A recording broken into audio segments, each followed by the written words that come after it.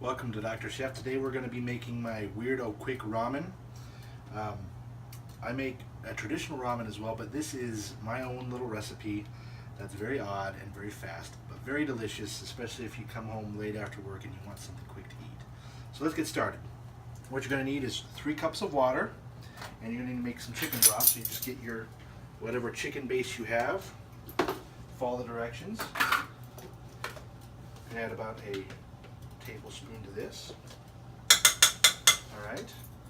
To that, you're going to need also about a tablespoon of soy sauce.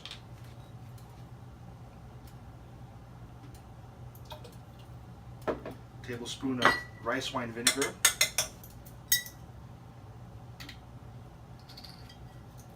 Oh yeah, smell that. All right. Now, some ground ginger. To flavor however you want it. I use about a capful of this. Oops, that's more than a cap.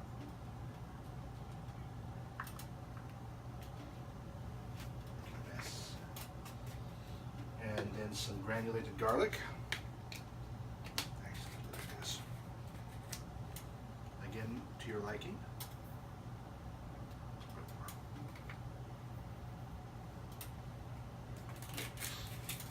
I like fresh cracked black pepper in mine. You don't need to add a lot of extra salt. If you want more salt, you can, but the soy sauce and the chicken stocks usually have a lot of salt in them. And then I put in a little bit of my favorite green hot sauce. Sometimes I do the chili paste, whatever flavoring you like. Good to go. Build your broth. Ramen's a really interesting thing.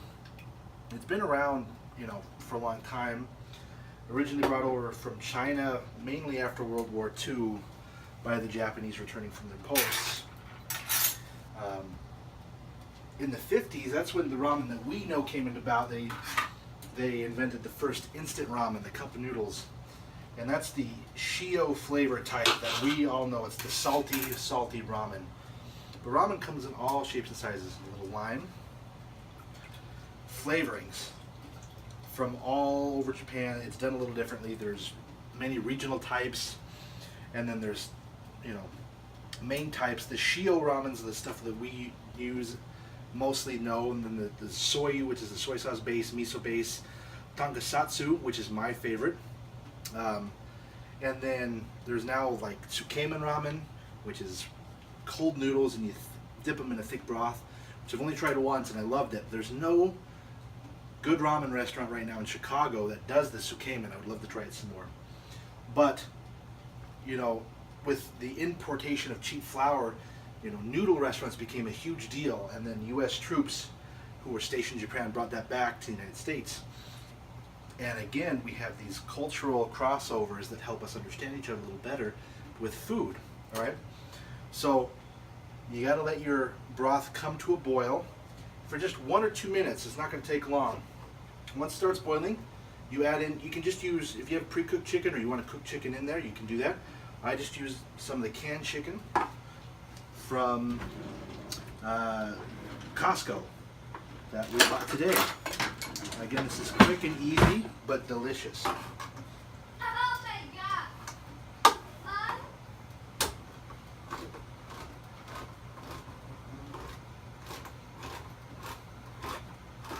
My dad, you pour all the juice in for extra chickeny flavor. I think it makes it a little too strong.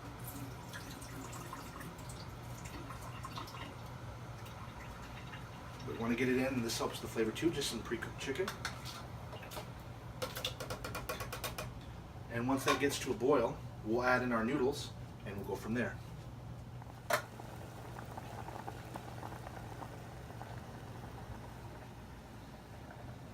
Now that it's boiling, we're going to add in our noodles. These are fresh ramen noodles, a slightly thicker cut that I love. You can get at any Asian market, and actually now you can get some of these at Costco even.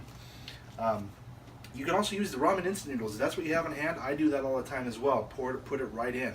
All right. These pre-cooked ones, you need to put them in and cook for about 2 minutes. And then that's it. Your soup is done. The great thing about ramen, and the great thing about, since its inception, is that you can do whatever you want. You know, I like mine a little bit more plain with just the chicken, you know, but my wife would love it with a little bit of the seaweed, with the egg, the fish cakes, all of that. And in Japan and now in the United States, they've really taken that to heart. There's 35,000 ramen restaurants in Japan, and a lot of them will claim their own recipe. And the Tsukemen ramen, which is, you know, not that old, you know, has exploded with its own flavor. So you do what you want. If you want your ramen a little bit different, you want it like this, you want it like that, you want to make it some crazy fusion Mexican pozole ramen, then do that. That's the great thing about ramen. But we've been working on this dish for about 6 total minutes, and it's done. 2 minutes of boiling. You see here the noodles are coming apart. And then we're going to eat it, and it's going to be amazing. All right, we got the final product. Let's see how it tastes. Oh, yeah. Ooh. Mm. Oh my gosh, yes. Spicy, flavorful. You got the tang, you got the salty soy. Oh my gosh, it's so good. Perfect, simple bowl of ramen that we cooked in under 10 minutes. From start to beginning, from beginning to end, I mean. And it's amazing. Look at that. Juicy, slurpy goodness.